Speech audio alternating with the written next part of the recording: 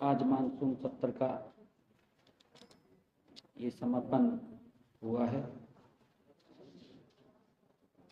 गत 22 अगस्त से आज तक चले इस सत्र में कुल 4 सीटिंग हुई, जिनमें 21 घंटे से अधिक सकारात्मक चर्चा वो हुई है। मानसून सत्र के पहले दिन पूर्व राज्यपाल सत्यपाल मलिक जी, पूर्व विधायक श्री इंदर सिंह जी नैन व हरिराम वाल्मीकि जी, स्वतंत्रता सेनानी श्री मंगल सिंह जी, हरियाणा के शहीदों, पहलगाम जम्मू और कश्मीर में आतंकी हमले तथा अहमदाबाद विमान दुर्घटना में मारे गए लोगों व सदन के सदस्यों के दिवंगत रिश्तेदारों को श्रद्धांजलि दी गई। मित्रों, इस मानसून सत्र में 9वें पातशाह जिन्हें हिंद की चादर श्री गुरु तेग बहादुर जी के 350वें शहीदी वर्ष पर भी प्रस्ताव पारित किया गया। मानसून सत्र में हमारे विधायकों द्वारा दिए गए ध्यानाकर्षण प्रस्तावों को विषय वस्तु के आधार पर क्लब करके 5 प्रस्तावों पर भी चर्चा की गई है। सदन के पटल पर रखे गए 6 विधेयकों पर भी चर्चा की गई है और उनको सर्वसम्मति से पास किया गया है।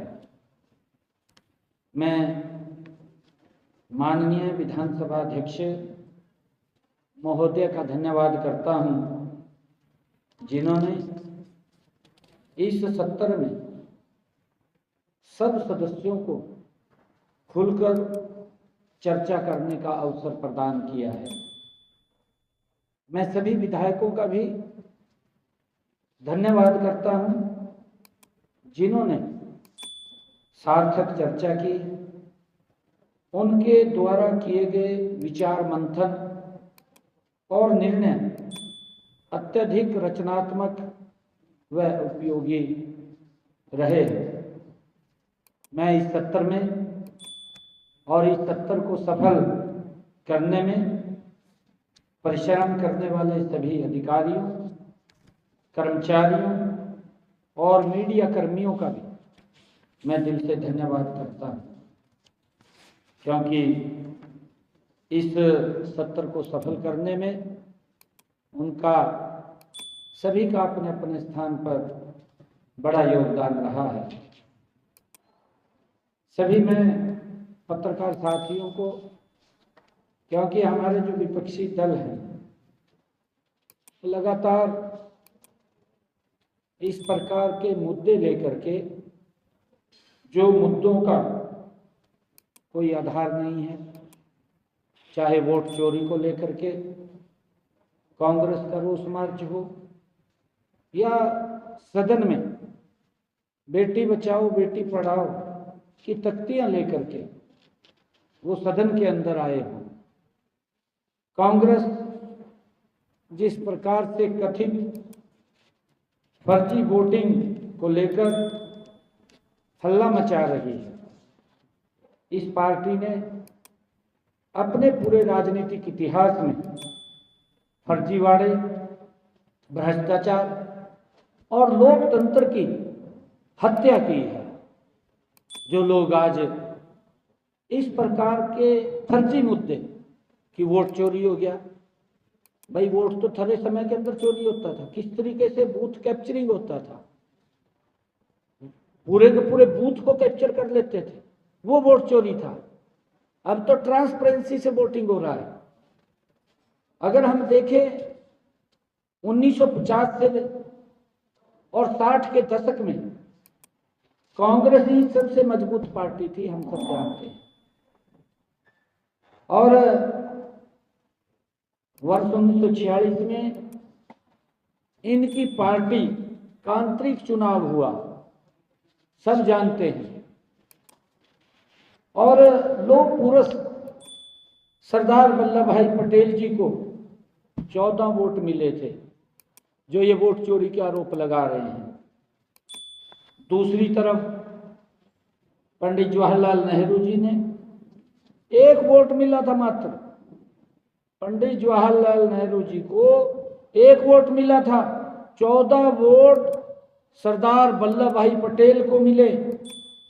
फिर वो नेहरू जी को विजेता घोषित कर दिया। इनके डीएनए के अंदर है वोट चोरी, दूसरे को ऊपर आरोप लगाते हैं। असली बूथ कैप्चरिंग तो यही थी कि 1 वोट वाले को विजेता घोषित कर दिया, जो 14 वोट जिसको मिले उसको कह दिया भी आप बाहर हो गए, हार गए। ये इनके समय के अंदर था, ये खेल चलता है इनके समय। दरअसल वो खेल अब बंद हुआ है, और बंद हुआ है कहीं ना कहीं इसकी पीड़ा ये निकाल रहे हैं। वोट चोरी हो गया, रोष मार्च निकाल दिया। मैं एक उदाहरण भी आप लोगों को देना चाहूंगा कि वर्ष 2009 के विधानसभा चुनाव में हमारे हरियाणा के ही, इनको यही नहीं पता, ही नहीं कि सरकार का विषय है, जो लोग तख्तियां उठा के वोट चोरी की घूम रहे हैं। वोट चोर कहा गद्दी छोड़, बता, ये बातें करते फिर रहे। भाई वोट चोर तो हम ही थे, और तो कोई नहीं है, और ये माननीय कोर्ट ने साबित किया है।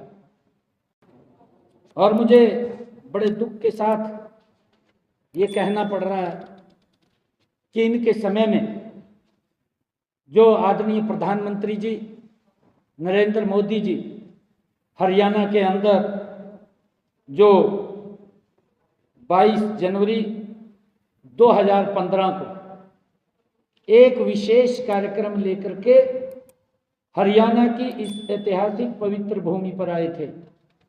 हमें भी चिंता थी बेटी बचाओ बेटी पढ़ाओ को लेकर के। यही थे कांग्रेस के लोग, इन्हीं की सरकार थी। हरियाणा प्रदेश को मैंने कहा है विधानसभा के अंदर भी, परंतु मुझे दुख है ये बेटी बचाओ बेटी पढ़ाओ की तख्तियां लेकर के आए, किस मुंह से लेकर के आए। ये हरियाणा प्रदेश का आज लोग इनकी बदहर्तना कर रहे हैं कि थरे समय के अंदर बेटियों को किस तरीके से कोख में मार दिया जाता था। ये कन्या भ्रूण हत्या के लिए हरियाणा प्रदेश के ऊपर एक कलंक था, और इनकी सरकार थी। और ये बेटी बचाओ बेटी पढ़ाओ की तख्तियां लेकर के खड़े हो गए। इनको देखना चाहिए कुछ ना कुछ भी हम क्या कर रहे हैं।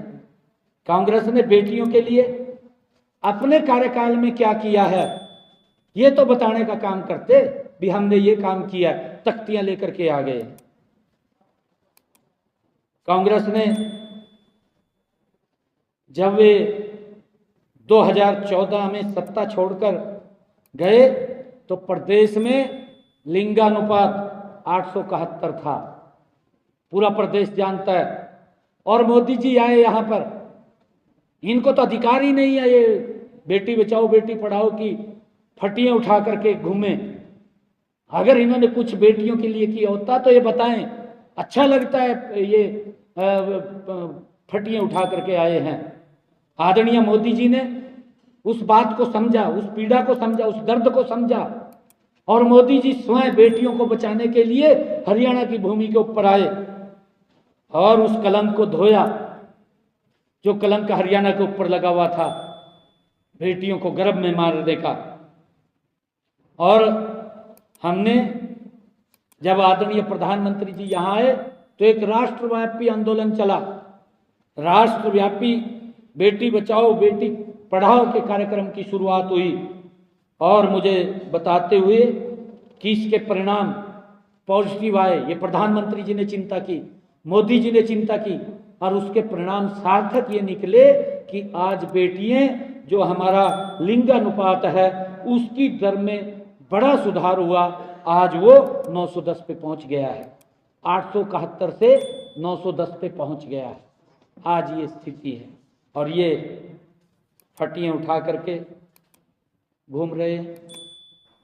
मित्रों, आज मैंने एक और बड़ी घोषणा विधानसभा में की है। कलेक्ट्रेट को लेकर के मैंने इनके कार्यकाल का भी बताया। जो कांग्रेस के कार्यकाल में कलेक्ट्रेट बढ़े थे और हमारे विपक्षी लोग उस कलेक्ट्रेट के ऊपर जो हल्ला मचा रहे हैं पूरे प्रदेश के अंदर कि इतना कलेक्ट्रेट बढ़ा दिया, इतना कलेक्ट्रेट बढ़ा दिया। आज मैंने इनके कार्यकाल का भी और अपने कार्यकाल का भी पूरा शीशा इनके सामने रखा है, पूरी बात बताई है। और उसके बाद मैंने एक घोषणा भी की है कि आज मैंने प्रधानमंत्री आवास योजना, मुख्यमंत्री शहरी आवास योजना और मुख्यमंत्री ग्रामीण आवास योजना के तहत ग्रामीण क्षेत्र में 100 गज और शहरी क्षेत्र में 50 गज तक के रिहायशी प्लाट की रजिस्ट्री पर स्टाम्प ड्यूटी खत्म करने की घोषणा की है। एक बड़ी ये घोषणा की है कि हमारे जो प्रधानमंत्री आवास योजना के तहत और मुख्यमंत्री शहरी आवास योजना के तहत और मुख्यमंत्री ग्रामीण आवास योजना के तहत जो क्षेत्र में 100 गज और 50 गज के प्लॉट हैं उनकी स्टैंप ड्यूटी मैंने खत्म करने की घोषणा भी की है।